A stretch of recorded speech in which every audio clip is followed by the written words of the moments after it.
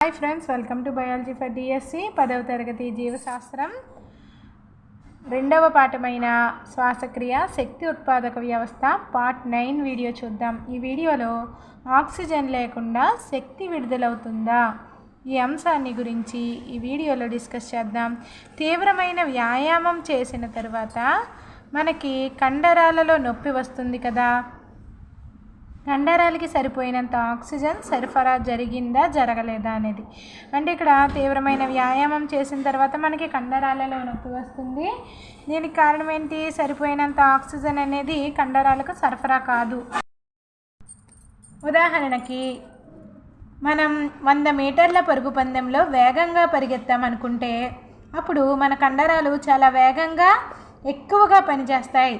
అయితే పందెం మొదలు కాకముందే నిలబడి కొన్ని నిమిషాల పాటు రొప్పడం, గట్టిగా గాలి పీల్చడం వంటి పనులు చేయం కదా. నిజానికి అతి తక్కువగా అదనపు శ్వాసతో మనం పందాన్ని పూర్తి చేయవచ్చు. అత్యంత వేగంగా పరిగెత్తే క్రీడాకారులు 100 మీటర్ల పరుగు పందెంలో అసలు గాలి పీల్చరు. పరుగు పందెంలో లక్ష్యాన్ని చేరుకుని రిబ్బన్ టేపును తాకగానే లేదా గీత మీదకి చేరుకోగానే పరిస్థితి వేరుగా ఉంటుంది. మనం తీసుకున్న శిక్షణ, ఎంత వేగంగా మనం పరిగెత్తాము అనే అంశాల ఆధారంగా పందెం తర్వాత కొన్ని నిమిషాల పాటు శ్వాస సాధారణ స్థితికి వచ్చే వరకు మనం రొప్పుతాం. మనకి ఇప్పటి వరకు ఏటీపీ గురించి నేర్చుకున్న విషయాలకు ఈ సత్యాన్ని జత చేయవచ్చు. బహుశా కండరాలలో నిల్వ ఉన్న ఏటీపీ ఏడీపీగా మారడం వలన విడుదలైన శక్తి వలన పరిగెత్తడానికి కావలసిన శక్తి మనకి లభిస్తుందని భావించవచ్చు. ఇక్కడ పరిగెట్టినప్పుడు ఏమవుతుంది? ఏటీపీ కాస్త ఏడీపీగా మారుతుంది అనమాట. ఏటీపీ కాస్త ఏడీపీగా మారడం వల్ల శక్తి విడుదలవుతుంది. ఈ విడుదలైన శక్తి పరిగెత్తడానికి కావలసిన శక్తి మనకి లభిస్తుందని భావించవచ్చు. ఏటీపీ ఏడీపీగా మారడంలో శక్తి విడుదలవుతుంది కదా, అప్పుడు మనకి పరిగెత్తడానికి కావాల్సిన శక్తి అనేది లభిస్తుంది. కానీ మనం ఈ చిన్న ఆలోచన సమస్యని పరిష్కరించదు. ఎందుకంటే తీవ్రమైన వ్యాయామం సమయంలో కండరాలలో ఉండే ఏటీపీ నిల్వలు అరసెకనులోనే ఖర్చయిపోతాయి. కాబట్టి ముందుగా శక్తిని విడుదల చేసి ఆక్సిజన్ను తర్వాత వినియోగించుకునే పద్ధతి అనుసరించాల్సి ఉంటుంది. అంటే ఇక్కడ మనం ఏటీపీ అనేది ఏడీపీగా మారడంలో శక్తి విడుదలవుతుంది అనుకుంటున్నాం. కానీ ఈ చిన్న ఆలోచన ఈ సమస్యను పరిష్కరించదు. ఎందుకంటే తీవ్రమైన వ్యాయామ సమయంలో కండరాలలో ఉండే ఏటీపీ నిల్వలు అరసెకండ్లోనే ఖర్చయిపోతాయి. కండరాల్లో ఏటీపీ నిల్వలు ఉంటాయి కదా, ఏటీపీ నిల్వలు పరిగెత్తినప్పుడు అరసెకండ్లోనే ఖర్చయిపోతాయి. కానీ ముందుగా శక్తిని విడుదల చేసి ఆక్సిజన్ని తర్వాత వినియోగించుకునే పద్ధతి అనుసరించాల్సి ఉంటుంది. అక్కడ ఏం జరుగుతుంది? నిజానికి ముందుగా శక్తి అనేది లభ్యమైపోతుంది, కానీ తర్వాత తీసుకుంటుంది అనమాట ఆక్సిజన్ తర్వాత వినియోగించుకునే పద్ధతి అనుసరించాల్సి ఉంటుంది. ఈ సమస్యను అధ్యయనం చేసే ఒక పద్ధతి ఏంటంటే వ్యాయామానికి ముందు తర్వాత క్రీడాకారుని యొక్క రక్త పరీక్ష చేయడం.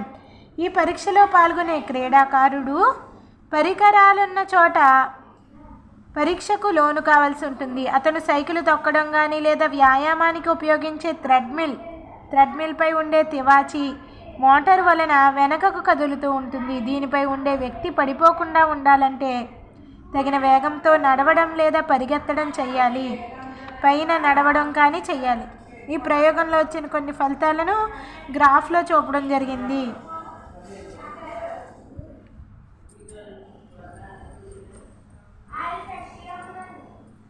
లాక్టిక్ ఆమ్లం కండరాలతోటి జతకూడినట్లయితే అది కండరాల నొప్పికి దారితీస్తుంది. లాక్టిక్ ఆమ్లం అనేది ఎప్పుడైతే పరిగెట్టినప్పుడు ఈ లాక్టిక్ ఆమ్లం అనేది విడుదలైందో లాక్టిక్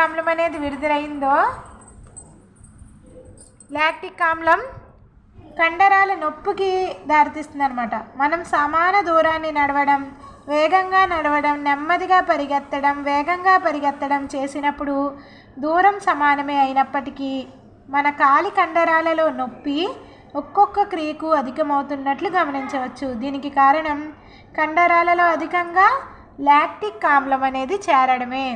లాక్టిక్ ఆమ్లం అనేది కండరాలలో ఎప్పుడైతే వచ్చిందో అప్పుడు ఏమవుతుంది, మనకి కండరాల నొప్పి అనేది కలుగుతుంది అనమాట. కండరాల నొప్పికి దారితీస్తుంది. మనం సమాన దూరాన్ని నడవడం, వేగంగా నడవడం, నెమ్మదిగా పరిగెత్తడం, వేగంగా పరిగెత్తడం చేసినప్పుడు దూరం సమానమే అయినప్పటికీ మన కాలి కండరాలలో నొప్పి ఒక్కొక్క క్రియకి అధికమవుతున్నట్లు మనం గమనించవచ్చు. దీనికి కారణం ఏంటి? కండరాలలో అధికంగా లాక్టిక్ ఆమ్లం చేరడమే. నెక్స్ట్, క్రియాత్మకమైన కండరాలలో వేగంగా ఉత్పత్తి అయిన లాక్టిక్ ఆమ్లం వ్యాయామం తరువాత నెమ్మదిగా కండరాల నుంచి తొలగింపబడుతున్నదని మనకి అర్థమవుతుంది. అంటే ఇక్కడ క్రియాత్మక కండరాలలో ఈ లాక్టిక్ ఆమ్లం అనేది వ్యాయామం తర్వాత, అంటే రెస్ట్ తీసుకునే టైం ఉంటుంది కదా, అప్పుడు నెమ్మదిగా కండరాల నుంచి తొలగించబడుతుందని మనకి అర్థమవుతుంది.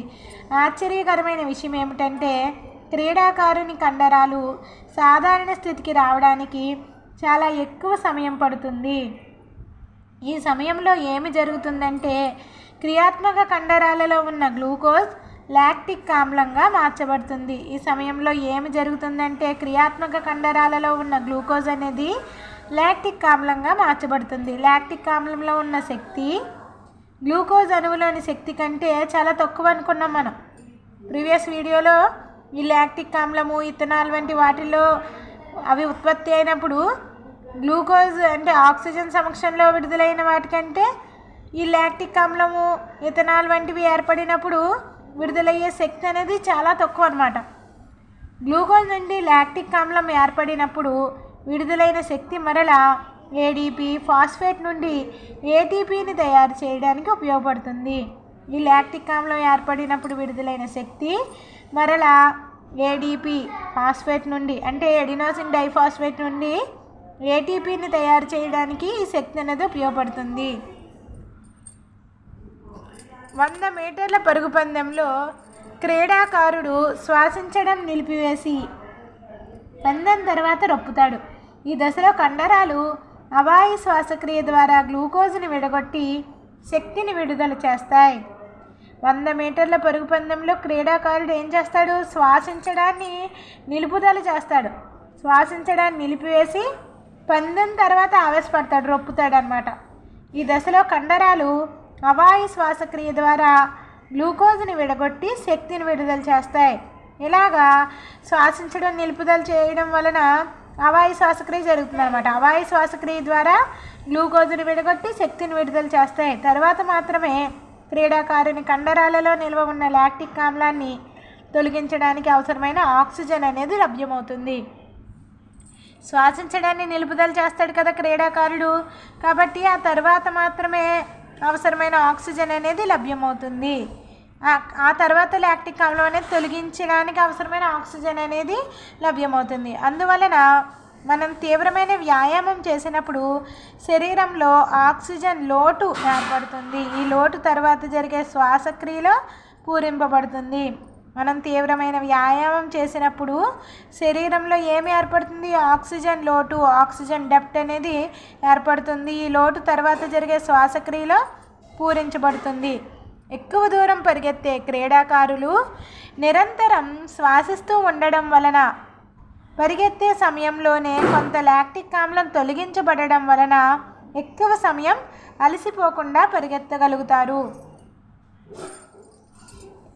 ఎక్కువ దూరం పరిగెత్తే క్రీడాకారులు నిరంతరం శ్వాసిస్తూ ఉండడం వలన వారు పరిగెత్తే సమయంలోనే కొంత లాక్టిక్ ఆమ్లం తొలగించబడడం వలన ఎక్కువ సమయం అలసిపోకుండా పరిగెత్తగలుగుతారు. ఎక్కువ దూరం ప్రయాణించే క్రీడాకారులు, పరిగెత్తే క్రీడాకారులు. కండరాలలో లాక్టిక్ ఆమ్లం నిల్వ ఉండడం కండరాల నొప్పికి కారణమవుతుంది. కండరాలలో ఎప్పుడైతే ఈ లాక్టిక్ ఆమ్లం అనేది వచ్చిందో అప్పుడు మనకి కండరాల నొప్పి అనేది మజిల్ ఫ్యాటిగ్కి కారణమవుతుంది.